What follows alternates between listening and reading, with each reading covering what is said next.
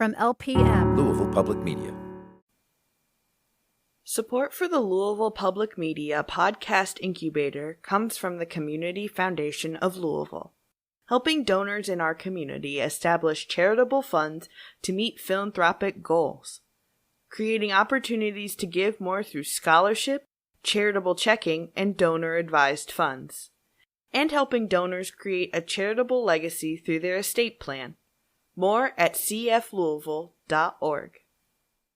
Sprinkle Sparkle contains adult themes and may not be suitable for all ages.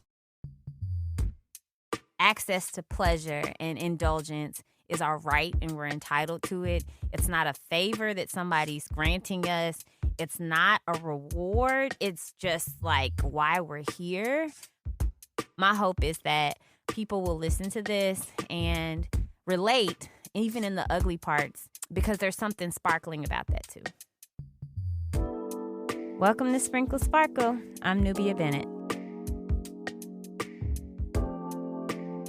Today we are talking with Tiffany Elle. I am Tiffany Elle. The Tiff of all trades. I'll let her explain all of the many. I am a 19-year military vet. I'm a mother. Can I add another mini? I co-own a salon called Beauty and Beats Style Bar. Many things that she does. I have a lingerie and adult toy and novelty business called Sensual Bliss Life. Along with that, I do women empowerment and self-discovery coaching. And I am a dance instructor. I know her as the owner and operator of Sensual Bliss Life, which is a women's empowerment coaching fashion line. We are talking to her about pleasure as defined by happiness and really bliss. I mean, hence the name Sensual Bliss Life, of course. And I really wanted to talk to her because she has this magic that she's learning to define as her work. I mean, she's been doing the work for a long time. If you know her around town, I mean, what business doesn't she have? But you've maybe seen her shows, the Sensual Bliss Life show. She usually has two, like one at the beginning, one in the summer, one in the winter. And they involve body positive lingerie fashion show mostly. I mean, she includes other fashion designers and stuff that do clothes and stuff like that. That is open to all bodies. And as I've participated and as I've gone to the shows and as I've observed, they've become increasingly more inclusive.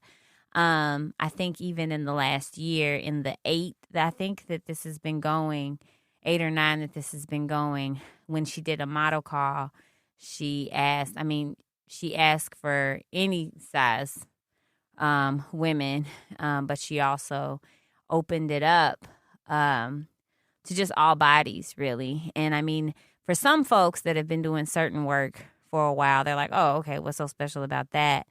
But when you think about this being a lingerie fashion show, right?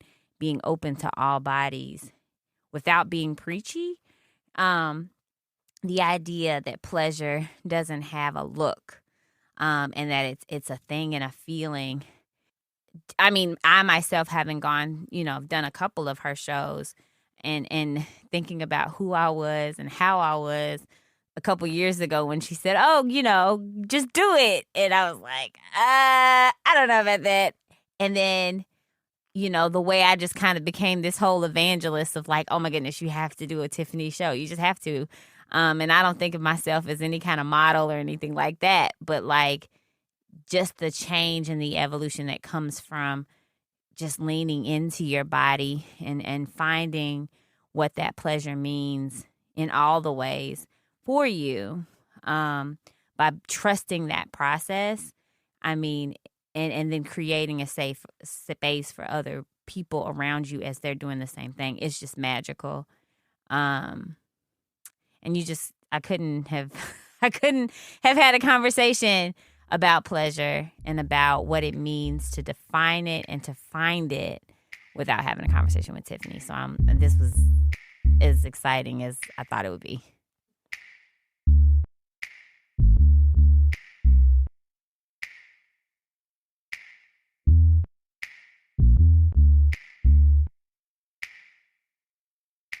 So when I say the word pleasure, what does that word mean to you? Just right off the bat, it just means happiness to me, bliss, in short, really. And I think that's a reason why I put that word in my business name, Bliss, because totally nonchalant and just, not affiliated with a lot of things going on around you because you're in your own space. But it could also kind of be looked at negatively because you're not attentive to what is actually going on around you. And for a lot of people, bliss, pleasure for them is bliss. And it doesn't necessarily have to mean that it is a sexual thing or a sensual thing. Pleasure is happiness. That is the first thing that came to mind when you asked me that.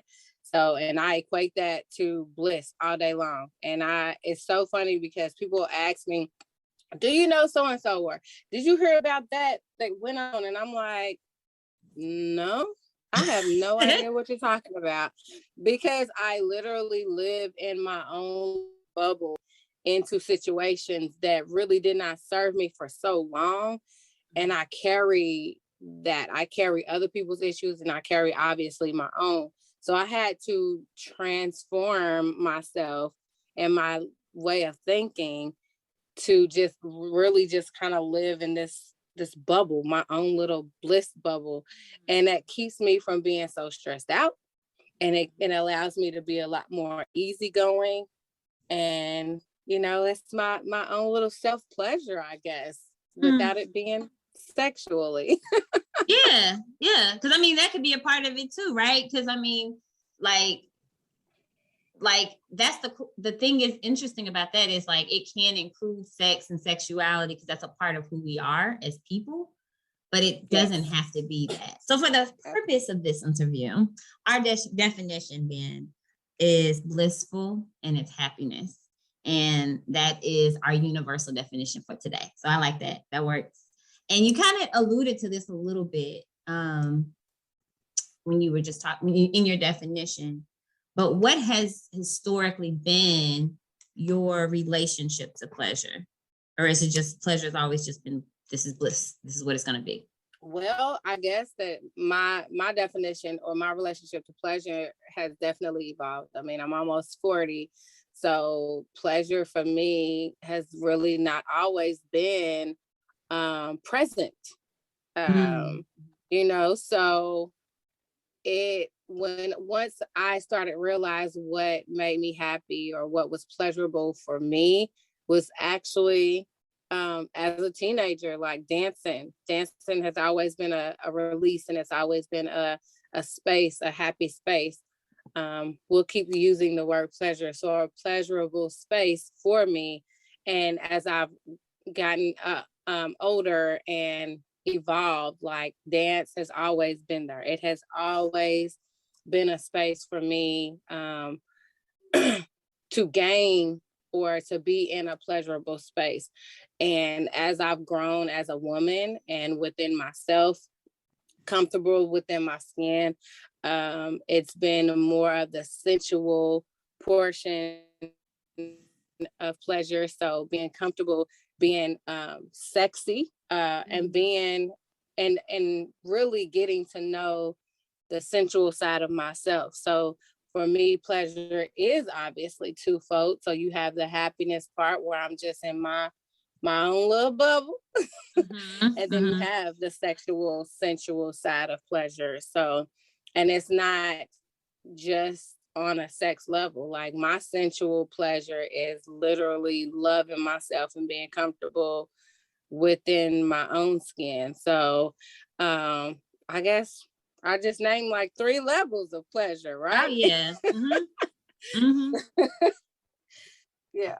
So that relationship with pleasure started young within my dance journey, and has evolved into a few different levels of pleasure for me. So like it's moved. So it sounds like, being in tune with your body overall has been the consistent piece though, right? Because if you were dancing, like dance team, I'm assuming dance teams and all of that kind of stuff. It's like being being within your body. Because tell me a little bit more, because I know you talk, obviously I'm aware, but also other people may be aware as well, that you also do this with other people now with like your fashion shows and stuff like that, and your lingerie fashion shows specifically. And I think that comes out to me for lots of reasons. But one, it's something that you talk very, very emphatically about when you're doing your fashion shows. Like expand, if you wouldn't mind, like expanding that into how you're sharing that with other people, even with the pleasure. Through my self journey and my story, really, it's as simple as that. Like, I have experienced a lot of outside hate, and I know that, and it's not even really. Well, I'm not even gonna say it's not that, because envy is very, very prominent, and it's real. So outside hate, meaning like people that have, for whatever reason, dislike something about you or something about themselves, and they project that onto you. And I know growing up and, talking and meeting other ladies, I learned over time that a lot of us struggle with the same things. So I recognize that. And even if it's not the exact same thing, we all struggle with something. We all have, as women, all have insecurities. And I always lead with that, because every woman can relate. So I dig into that, and I actually started using sex appeal, because almost every woman that comes to us for the show or whatever, for coaching or what have you, they all can relate at some point in their life. And they all, by this time, if they're coming to us to try to model in lingerie, they've experienced some type of sex. So almost any woman can relate.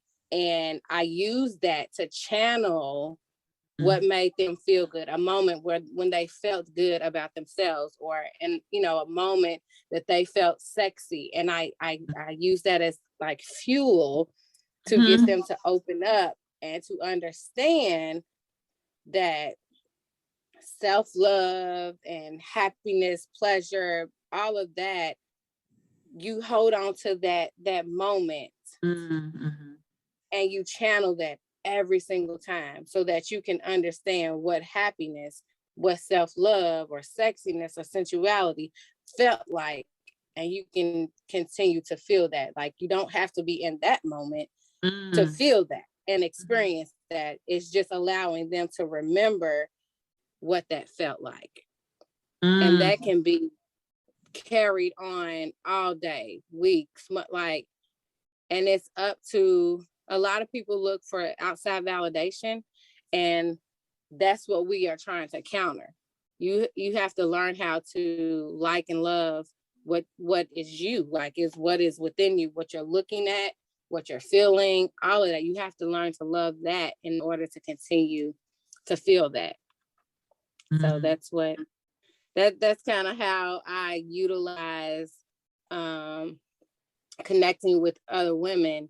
I use my own journey and my own experiences to relate and connect with other women, so that they can, I feel like it sounds cliche, but every woman should feel beautiful.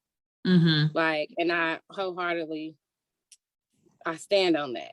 So that's why I push so hard on self-love and being in tune with your sensual self, and really just loving the skin that you're in. Because if you feel that, like, if you love and like what you look like and feel like, nobody can use that against you, and you are happy. You are a happier person But so you mentioned that, like, as you've gotten older, you're like, okay, so being in tune with my body, whether it's for being sensual or just being myself, is important. What was the messaging around pleasure seeking for you, or how you engage with pleasure at all, any kind of pleasure, growing up? So with your family of origin, your friends, the people that's known Tiffany, your whole life. So I'm not gonna say I had a terrible childhood, because I didn't. It just wasn't always happy. I grew up in a family with alcoholics and drug addicts. So I had a lot of, I had to search outside of my home a lot for the happiness. And I think that's where dance and sports and all of that stuff came in, because I wanted to find something that I actually love to do. And that's where I started seeking that. Now, my grandmother raised me, so she was always supportive in the things that I wanted to do, especially dance, which is really weird now that I think about it, because I feel like, depending on the type of dance that you do as a little girl or, teenager or what have you, like, it could be looked at bad, from the way that my grandmother was raised, so did I get on her nerves? Yes, because I was always stepping or dancing or something in the kitchen, making noises, but she never said stop. And I will love her forever for that, because as you can see, dance has taken me a long way, and it has started a journey that has now been a part, literally, of my life and my business. So as far as pleasure, like I said, I had to seek it from outside of the home a lot of times, but I felt like I still received it inside the home, because my grandmother was so supportive. My big cousin, Janika, she was so supportive. I had friends that loved to dance as well. So when we would get together, it would be nothing but laughs and, giggles and all of that stuff. So I guess that's where my pleasure journey started and rooted from, or within my family, was that. So it's outside of my family, so your village, I guess, and then my grandmother, for sure. And I would say my big cousin, because she was there a lot for me. She helped me learn more about being a female versus a tomboy, because like I said, I mentioned sports, right? Yeah. I grew up around a lot of boys, so I was a super tomboy. I was baseball, basketball, track, so that's that. And so my cousin and my grandmother, for sure, just always encouraging me. If that's what you want to do, you better do it. Then, you're going to do it, you better do it. So, yeah. And then my cousin just always had my back. You met my cousin. She's the one that helped at the show this summer. So, yeah, she's always been very supportive of everything that I've done and wanted to do. So I would have to say it's twofold: inside, the family, and, inside my house and outside. So was there anyone else that you saw? I mean, because the way you seek out pleasure now, or at least try to hold space for others to seek it out too, it's empowering. Where did you see that growing up, whether that was when you were a kid or older? Was there anybody that you were like, that's how I want to do it? I want to either hold space for people, or I want to just say, forget it, I'm going to do this myself. I'm going to just do it. Was there a model for that for you? I think that the encouragement from my cousin is where it started. But my mentors, I've met my first mentor. She was my resident director at the University of Kentucky at the freshman summer program.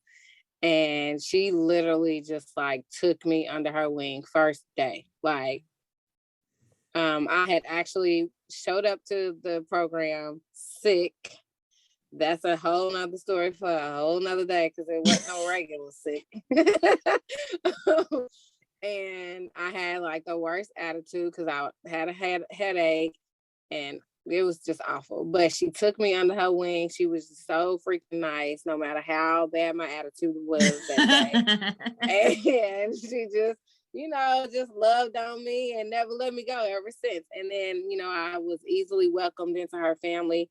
And once I really got embedded into her family, like getting to know them, I started to realize, like, wow, like, y'all really, really encourage me to do whatever I want to do. Like, if that's what you want to do, then you better do it. And to see Black women running businesses or running multi-million-dollar corporations as, their marketing exec and stuff like that, it's like, oh, well, I can do whatever I want to do. Because she's running this and her mama's doing this and her sister, oh. And they have just never been like, no, I don't think that's a good idea. If they didn't think it was a good idea, they ran down why it wasn't a good idea and what I wasn't thinking through thoroughly. And so I appreciate them for that.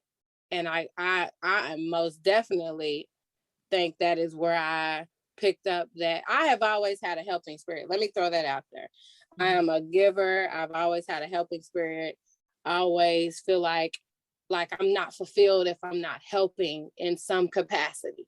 I realized that a while ago about myself.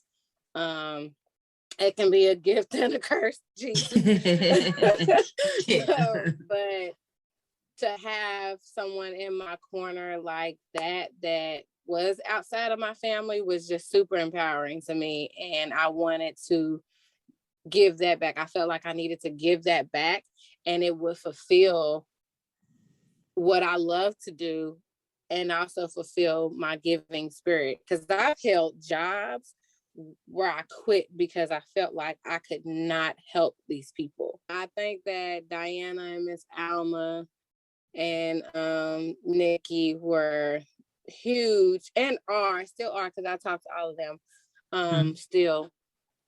And they are huge influences for me when it comes to wanting to give back and be that for somebody else, that may not have it or just really just needs it, so I'd have to say my cousin and those three ladies. So, it sounds like also it sounds like part of it is that like what's pleasurable, what creates that bliss is that you can share it in a way that helps people. And when you're centering that, you're like, if this isn't helping, this isn't the thing that needs to be happening. So that's why Tiffany just decides, this is what I'm doing, the end. Because people told you could when you was growing up. And you was like, yo, nobody told me no that mattered, okay? Right. So and my grandmother was literally only one of the people that I only listened to. Like, I would listen to my cousin because she taught me so much. But so in school, it would be, you not gonna yell at me. My grandmama don't yell at me, so you're not gonna yell at me. Like, that was my, you know what I'm saying? Like, she's the only person that matters to me. So what she say matters. Yeah. But that yes, though, that made that yes stronger than anybody else's no. And that's beautiful. Right? Like, it's like, what? My granny said I could do this. I can stomp around her house. I ain't stomping around your house. So you can't tell me no, okay? Be in. And that will, though, is that's something to be, that's something right there.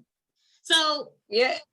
And I realized that I still carry that, because I was actually talking to one of my airmen today, and I brought up an old situation, and I use this example a lot when I'm talking to them, because a lot of times with the military, people are scared to address or ask questions or say certain things to get clarity, or if somebody's wrong in their higher ranking, or if they have a really, really strong personality, like a bullying personality, they won't speak up.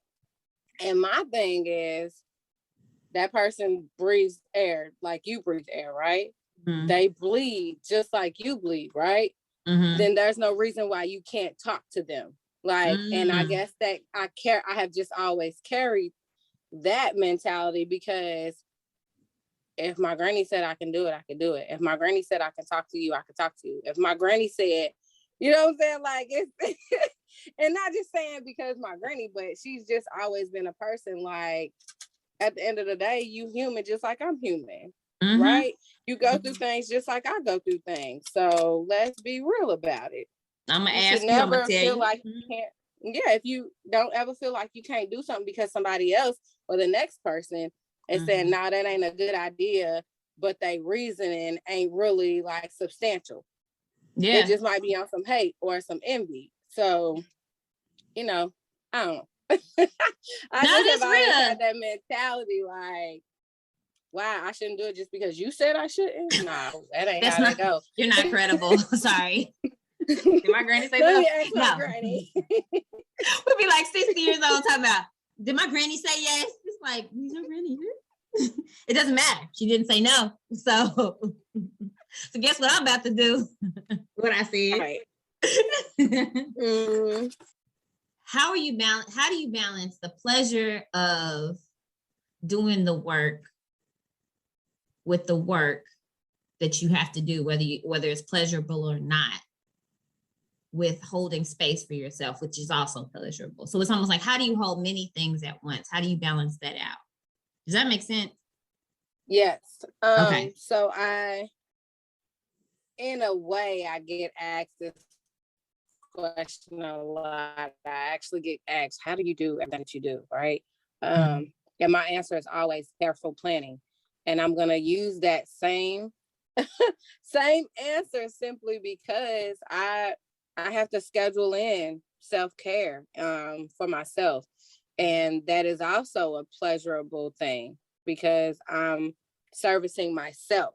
I'm doing the things that I want and I love to do, the things that fulfill me or make me feel good.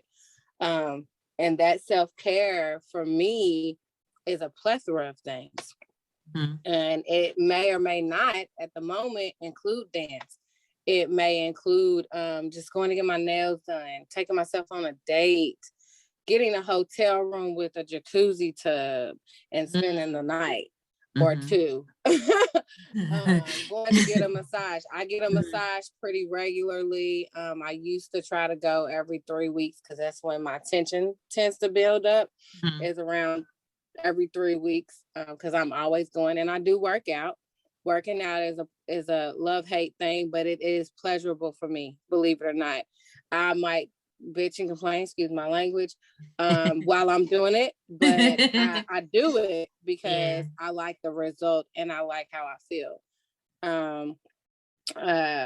Going to get, I said nails, but that includes my feet as well, or even just going to the mall. You know, I might go to the mall, and I don't go to the mall very often anymore. So if I go to the mall, I'm going to get me something, or, you know, fulfilling whatever retail therapy I need at the time. Yeah. So like I said, that looks different. It could as easily be as going to take a walk. So those things, I pay attention to the things that I want and need.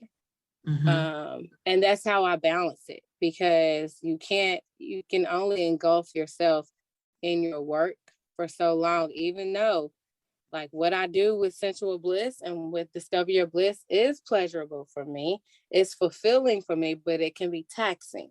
Let's be real. It can be very taxing. So I have to, like, after we have our Discover Your Bliss sessions, we go into rehearsal. And then when I come home from that, I have to sit on the couch and watch TV. A lot of times I will go to my room, but that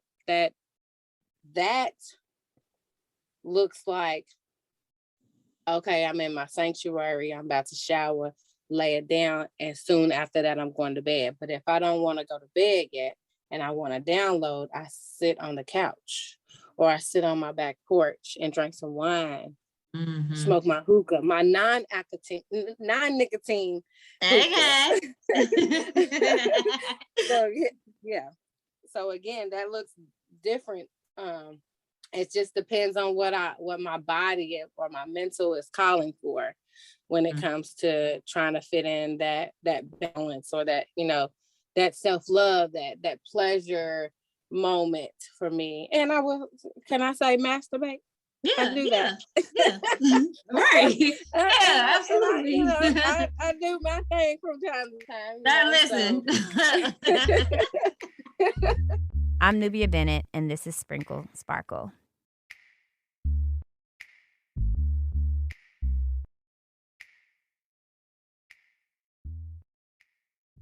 Support comes from the Eye Care Institute and Butchertown Clinical Trials, where they strive for diversity, equity, and inclusion within their staff, patients, and clinical trial participants. To learn more, visit butchertown.clinic. There's a chance you can make your employer work for you. Contact us or your company's matching gift program to find out if your employer matches charitable gifts, like your public radio membership. Everybody wins. LouisvillePublicMedia.org/membership for more info. This is Sprinkle Sparkle. We are coming back and we are talking to Tiffany Elle. But no, so like you named a lot of different kinds of things, right? And if we had to categorize some of those things are very mindful, right? Because when you talk about your conversations around discover your bliss and needing to download from that, or even sitting on the porch, right? After you've herded cats. I mean, because anybody that puts on any kind of show that involves more than two people, it's like herding cats. Okay, that's my comparison, right? So you spent 2 or 3 hours herding cats in a very productive and meaningful way, of course, not to dismiss that work, but being mindful, right? So you're sitting down like, I want to be mindful, but then some of the other activities you've named sounds like you're zoning out. And does that matter? Like, does that difference actually matter when you think about how you take care of yourself and center pleasure after you've done work that is also meaningful? Absolutely. Especially if you're an empath. So I learned that about myself earlier this year, because I carry, like I mentioned earlier, I carry everybody else's problems and issues. So when we have our Discover Your Bliss sessions, a lot of times we are in there downloading, we're purging. And I use purging instead of crying. So if I ever use that word, that's what I'm saying. And I'm even though we're purging, I'm carrying that. I take notes on what what each of them are mentioning that they're struggling with, because we talk about that. And I think about that stuff so that I can make sure I'm checking up on them. But I also have to download that, all of those emotions. I have to let that go. Otherwise, it sits right in my shoulders. And I'm constantly thinking about it and worrying about it. So in order for me to give me to my son and my family, I have to download before I deal, before I can really be present at home. So if I'm sitting on the couch, and it's so funny because my brother asked me, he was like, why all of a sudden you come in here watch TV? And I'm like, first of all, this is my house. Secondly, I'm chilling. And they don't, guys don't necessarily understand that. But I think he grasped it, because I was like, we talk about a lot of things. Like I can't carry that in. I don't even want to carry it in the house, but let me just stop right here and download. Yeah, because usually I always hear zoning out as something negative, because you say, they talk about us being on our phones, just scrolling, like, oh, but you could be doing something. And it's like you're saying, what I'm hearing you say anyway, less so much about scrolling on your phone, more so like after you've done something that was like that you're taking in a lot, you're like, I need to clear this out. And I can't do that if I'm zoning into myself, because then it holds all that stuff in, and you're like, I need to clear this out to make space. It's like I can't keep collecting. I have to clear this out to make space so I can be these other roles that I am. Yeah, because if absolutely. you take on And it could be because I found myself just sitting in the car listening to music after getting home, you know. But a lot of times it'll be, so those are my 3 spaces: in the car, I guess, in the living room. And I won't even really, sometimes I'll be on my phone, but a lot of times I'm watching TV and just kind of literally like feet up on the ottoman, just sprouted out on the couch, just watching TV. I might watch a show that I've been watching, or on my back porch with my hookah and wine. Those are my 3 spaces. It's like I can't really, I have to clear it out before I really get in the bed, because if I'm not, my mind's going. And you were talking about like taking care of yourself, right? In the middle of being busy and having all these things to do. And, you know, self-care, I think, kind of sort of gets a bad name in that, you know, everybody uses the term. So it's almost like, oh, there is, you know, retail therapy, which I don't necessarily think anything's wrong with that either. Because I mean, sometimes you do need to buy something and it feels nice to buy yourself something. But you know, they talk about like, oh, take care of yourself when you tired, bone tired. And you're like, oh, retail therapy isn't the thing. But self-care to me is kind of like an umbrella term, right? Because it's almost like you think about self-preservation and like, how do you preserve yourself in indulgence? Because that's usually when I hear people like, oh, no, that's not good. And it's like, maybe it is.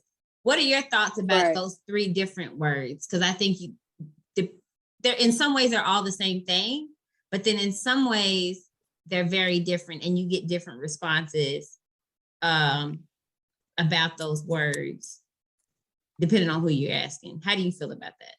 So self-care, self-preservation, and what was the other one? Self-indulgence. Self-indulgence. That's a very interesting question.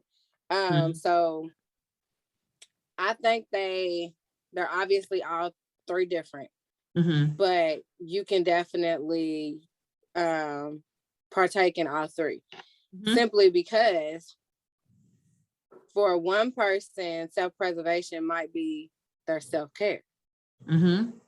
So working out, for instance, we work out. Some of us have different goals. Some of us work out to look better. Some of us work out to be healthier. That's the self-preservation part of it, right? But I enjoy working out because of 2 things: the outcome that I know is coming, but also working out for me helps clear my mind as well, especially first thing in the morning. Self-indulgence, again, if I decide that a part of my self-care this week is I'm gonna go buy me a dress, and that's on my self-care day, guess what? That's what I want to do. That's my self-care. Like, I don't care how you feel about that. And that's another thing about empowering. Like, if that's what makes you feel better, then do it. My granny said, if that makes me feel better, then do it. As long as you're not harming yourself and you're not putting your livelihood in jeopardy. I love it. But you know what? I love that you blew that question up. Like, you were like, yeah, you could do these 3 things, but the real thing is you shouldn't care what nobody feels about. Like, you blew my question up, actually, because I and as you were saying it, I was like, yeah, you know what? You're right. Because literally, right, when you say those words to 3 different, those 3 different terms to any given person, somebody will say, and anybody, people are entitled to feel how they feel, of course, but at the same time thinking like, if this is the thing that feels good and feels blissful, it's like, don't place any limits on it. It's like, okay, so people say that you shouldn't engage in retail therapy too much, and that may be true, right? Maybe you don't want to spend all your money, okay, but it's like, but if this feels good, maybe you should just stop putting limits on it. Let me just do it today. You just need to be, and I guess like that all comes from like being responsible, right? Mm-hmm. So I see why people would be like, you shouldn't self-indulge, you shouldn't go on a shopping spree, but you shouldn't if you haven't taken care of your responsibilities and your priorities. So I get that, but at the end of the day, like, is that your problem? Mm-hmm. Or is that my problem? Mm-hmm. Right? So if people could get to that aspect, like let me deal with it. Mm-hmm. I get it. And I have to learn this, and I have to remind myself of this as well. Like, if my cousin decides she wants to smoke weed instead of pay a cell phone bill, like, is that my problem? Do I want to keep her from getting her cell phone cut off? Absolutely. Mm-hmm. But at the end of the day, you can't make nobody do nothing they don't want to do. That's true. And people are going to do what they want to do. Mm-hmm. What has been, if any, because maybe that's just me, but what, if any, has been your experience or impacted your experience with about being a Black woman, has impacted your experience with relating to pleasure, if anything has? Like, have there been barriers around seeking pleasure, receiving pleasure, anything, experiencing pleasure because you're a Black woman? Oh, you know what's funny about that question is, I have drill this weekend, and I actually had a really deep conversation with my superintendent today. Mm-hmm. Just real quick, we have to do annual expectations for for everybody or whatever, and we were working on that. And he asked the opinion of another airman of ours. She gave her feedback, and once she exited, we got into a deep conversation because he brought up something she said, and he asked my opinion, and and I said, well, let's talk about it. You know what I'm saying? So, and I gave him the real as a Black woman being in this unit for X amount of years, and what I experienced, and why I can understand where she was coming from, and whoop, the whoop, the whoop, the whoop, the whoop, right? Mm-hmm. So I had to express to him that I was unhappy for a very long time. Mm-hmm. I felt like there was a target on my back for a very long time. I was the only female. I was the only Black female. I was the only Black person in an office full of all white men. So for a very long time on the military side, I was unhappy. So there was no pleasurable aspect for me in the military for a very long time. So just real quick, like, pleasure and happiness on the military side, morale based, has a lot to do with your moving up through the ranks and getting different opportunities. And I wasn't allotted that because whatever target, and I expressed to him, I don't know what I did. And so I became bitter and I didn't want to be here. So expressing that to him was an eye opener, which also opened up another subject that you are very, very, very inclined and engulfed in, diversity and inclusion. And he was thrown like fucking just in awe. Yeah. Because he's an older white male. So I use that example to answer your question because for a very long time, I was unhappy. There was no pleasure in the military. And even though I'm still here 19 years later, it's because of everything outside of that, I was fulfilled pleasurably. You know what I'm saying? So that would have to be, as far as my happiness, that would have to be what hindered me for a long time. And I started to seek or utilize everything outside of the military to fulfill that for myself. On a personal level outside of the military, I would probably say having an abortion at 21. I didn't regret it. Let me put that out there. Yeah. But just going through all of those emotions, I wasn't happy for a long time because of everything that happened leading up to my decision to have that abortion. I was not in a good space to have to make that decision based off of how your parents were treating me. So being in a pleasurable state to create the baby became such a unhappy, caused a very unhappy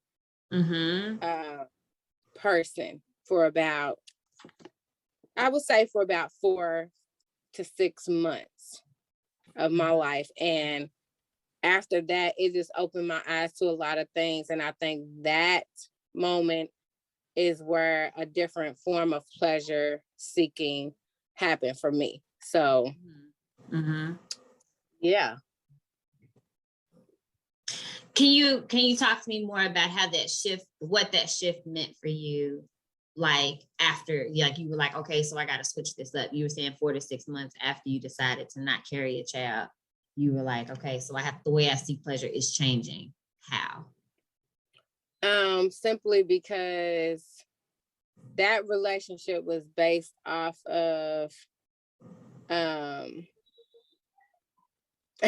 physical thing.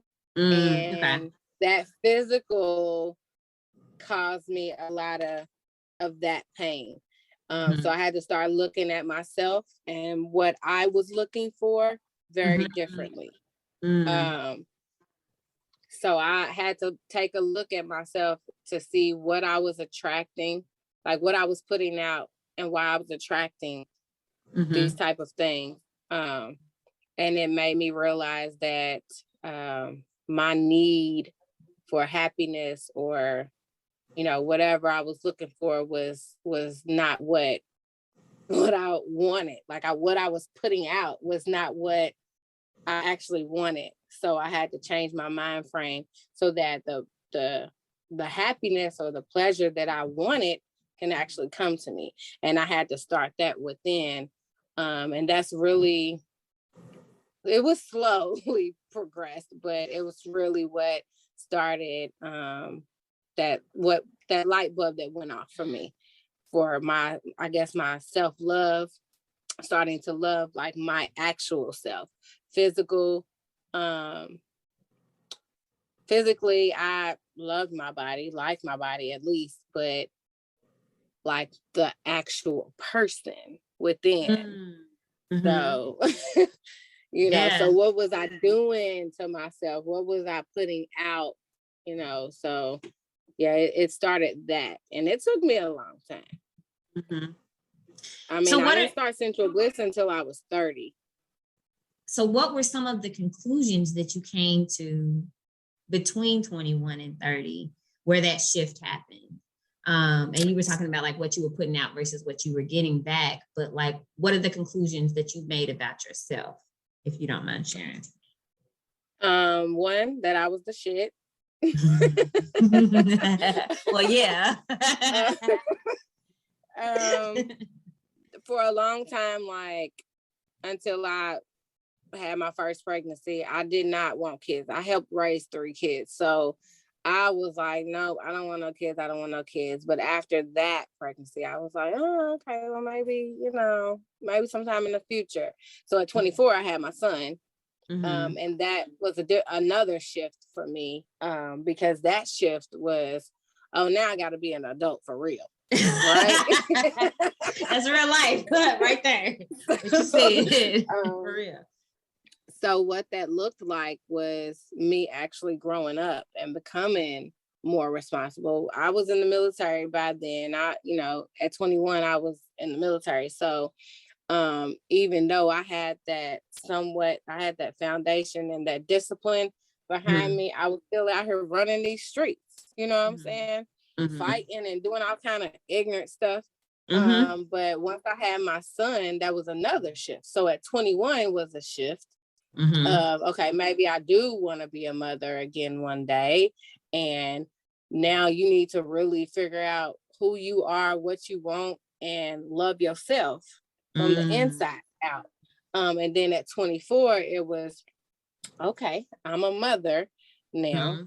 I have to start over with the self-love because my body totally changed. Oh, yeah.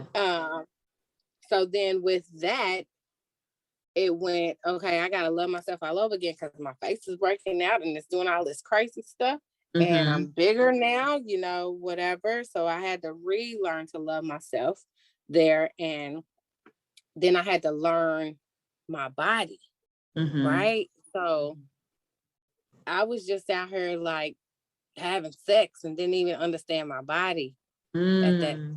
So between 24 and the 30 time frame, like I was learning my body, I was raising a kid, working like a crazy maniac, paying off my credit. Like, so it, you know, that shift was from a young adult to a mother to growing into a woman of some sort, because I feel like I didn't become like a woman until after 30. Facts, big facts. Like, for real. Pleasure definitely looked different over the years. Now that you're making me look back, yeah, it definitely looked different over the years. And during the 21 to 30 time frame, pleasure for me was having friends, best friends that understood, that could see and was aware, and we were aware of things going on with each other. So we, you know, so it, pleasure shift has definitely shifted for me. And I still am big on my friends, you know, my friendships and what they look like and the health of them. Right? So people don't even think about that aspect. And that's a pleasure tool too, to make sure that you have healthy relationships around you. Yeah, that's big. I ain't even realize what I just said. Like, girl, you said when you said friends, you start speaking a whole mouthful right there. Healthy relationships around you. So yeah. So that was a pretty big shift between 24 and 30, because like you know, at 30 comes along sensual bliss off the back of going on vacation with a boyfriend that made me realize a lot about my sex life. So you know, when you just out here having just casual sex, you know, you ain't even paying attention to if when you in a relationship, is the sex pleasurable? Right. Is it meaningful? Is it, you know, are you actually experiencing something meaningful? So yeah.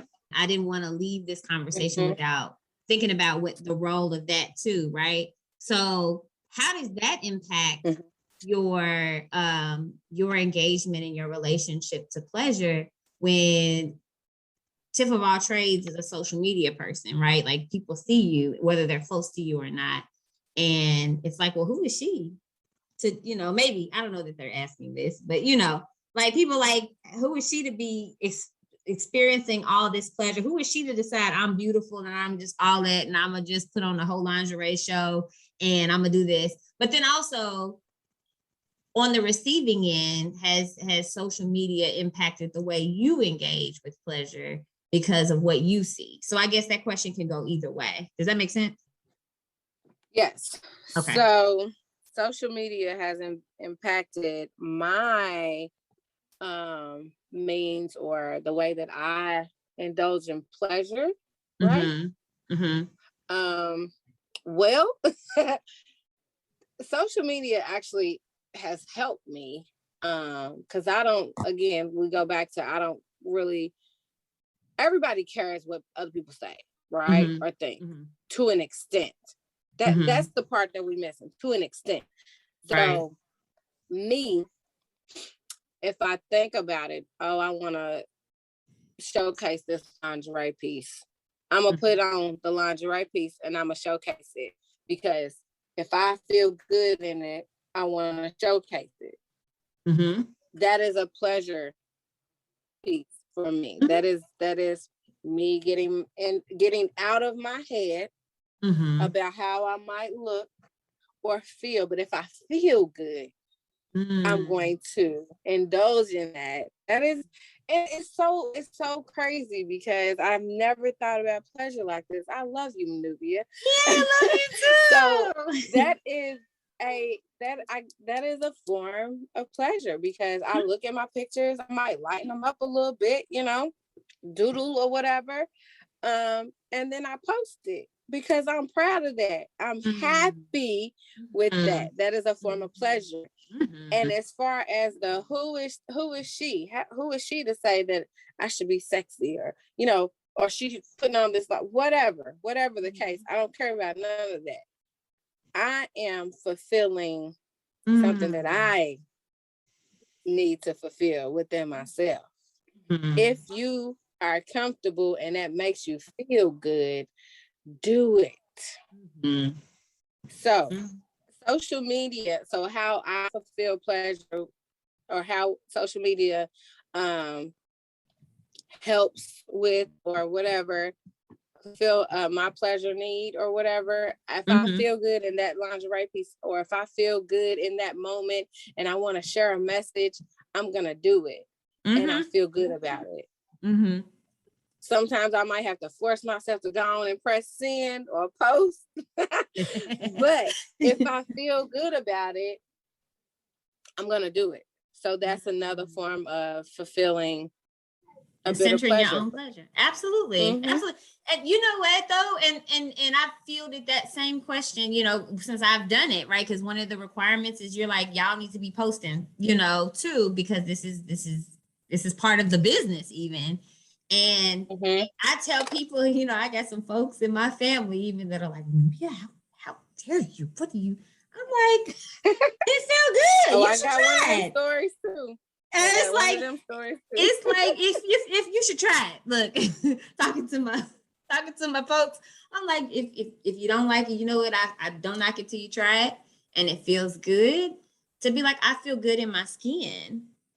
And one of the things that's been consistent that you have referred back to that I think is really beautiful is this idea of coming out of your head and just getting into your body. And that in and of itself, no matter what that looks like, is a pleasure act in and of itself. It's because we've spent so much time disconnected from our bodies and just getting into, and I've heard so many people, some Black women specifically, because I just think that we are forced to work so much that it's easy for us to be disconnected from our own bodies, right? And then we're told that our bodies aren't beautiful on top of that too. So it's like your bodies aren't beautiful, your hair is not beautiful, your skin's not beautiful, like everything. And then it's like that moment you just decide, no, I'm gonna take this back because it's mine and I'm gonna be beautiful, damn it. I think that I mean, of course, that's what the fashion show embodies for me anyways, because, the idea that you're like, I'm taking this back and I'm doing this on my own terms. Because you literally tell us this is what I want you to wear, but make this yours. It's that you literally tell people to make this yours and for that to be a pleasurable practice in and of itself. So, yeah, that's beautiful. So as you envision, because describe for me something you envision in the future, real or imagined.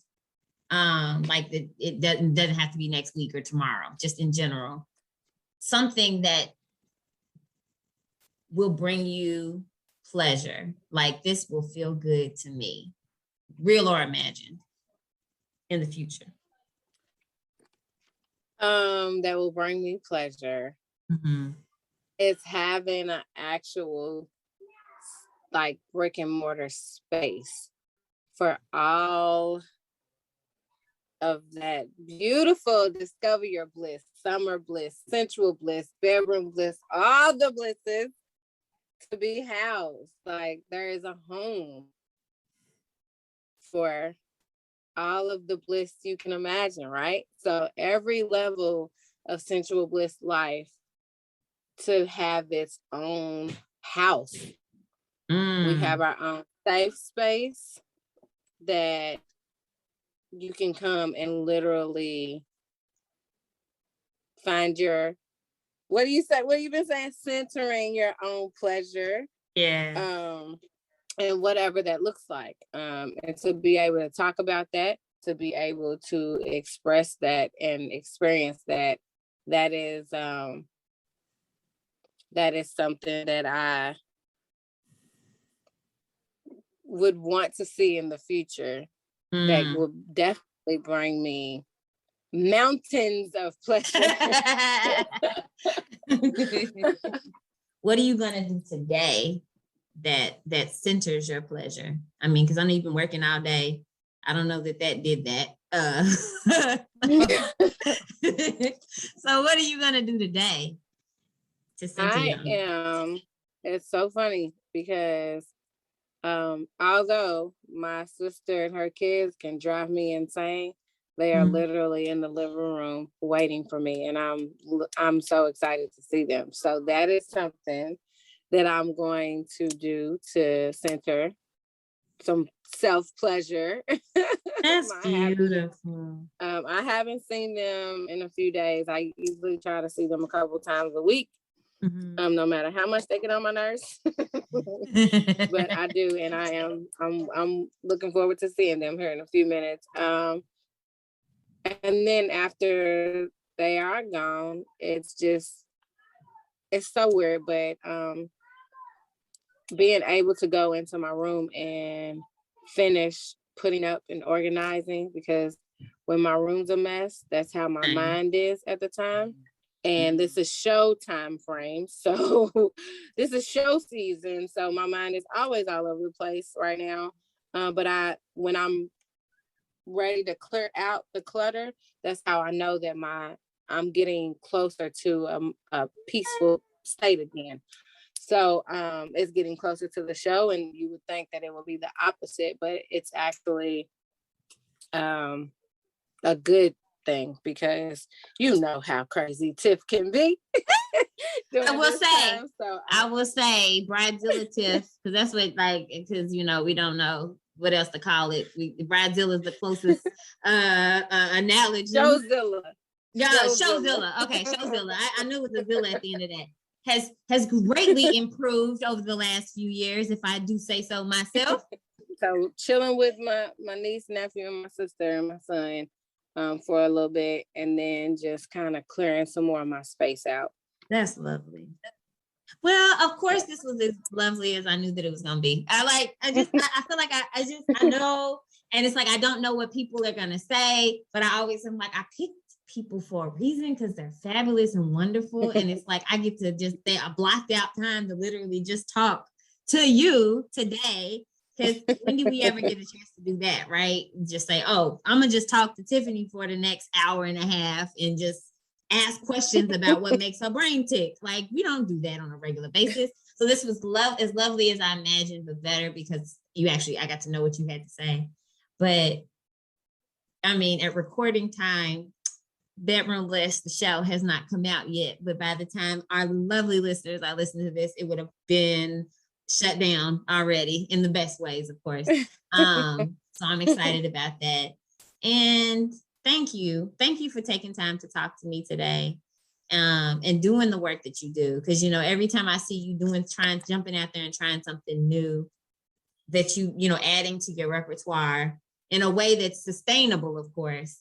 I just get so excited, and it just makes me so happy just that you are out here. So I just be out here evangelizing. That's what I be doing. When I get excited about what people are doing, I just be out here evangelizing. Like, do you know Tiffany though? Tiffany look like Nubia too. But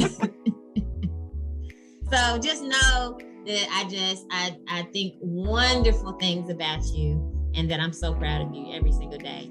And Tiffany knows how much I love her. Sometimes I just get emotional when I'm just like watching her do her thing. So like, I knew this was going to feel good. Like talking to her, I knew it was going to feel good. Both of us like acknowledged at the end of this conversation, like, wow, this went a whole different direction that I didn't even know that this would go. And as I'm watching her build out spaces, for more people to talk about, their own pleasure journeys, because that's essentially what the coaching part of her business does, and to prepare them for these shows. I walked away from this conversation really proud, of course, whether or not it's my place to be proud or not. Like, so what? Nubia's proud of you. But I walked away from it really proud, because watching someone who has been doing their magic for a long time articulate it is like a different kind of power. And I think that we don't give enough credit to the ways that we learn ourselves. We don't give our bodies enough credit, and the knowing that's in our bones, and the ways we sway our hips, and the ways that we move, and how it feels to move. We don't give that enough credit. And I think the magic for her is, once she's always known that she felt that in her own body, and figuring out how to free that in other people.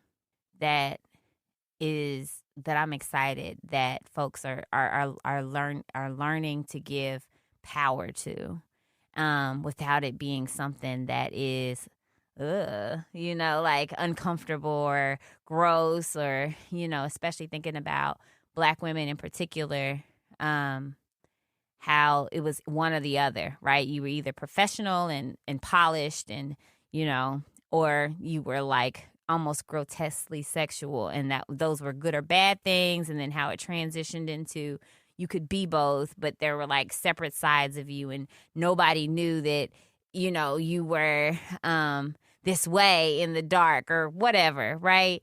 And that, just saying that almost made me think of Beyonce's Renaissance album, the Church Girl song, and how just accepting the all of you at once is holy. That's it from me today. Now I want to hear from you. How did you center your own pleasure today? Hit me up at sprinklesparkle.org. Sprinkle Sparkle is created and hosted by Nubia Bennett and produced by me, Alex Biscardi. Our music is by Allison Cross, and Mindy Folner does our graphic design. Sprinkle Sparkle is part of the Louisville Public Media Podcast Incubator, with support from the Community Foundation of Louisville and the Eye Care Institute's Butchertown Clinical Trials. Our executive producer is Laura Ellis. For more episodes and to keep in touch, visit sprinklesparkle.org. From LPM, Louisville Public Media.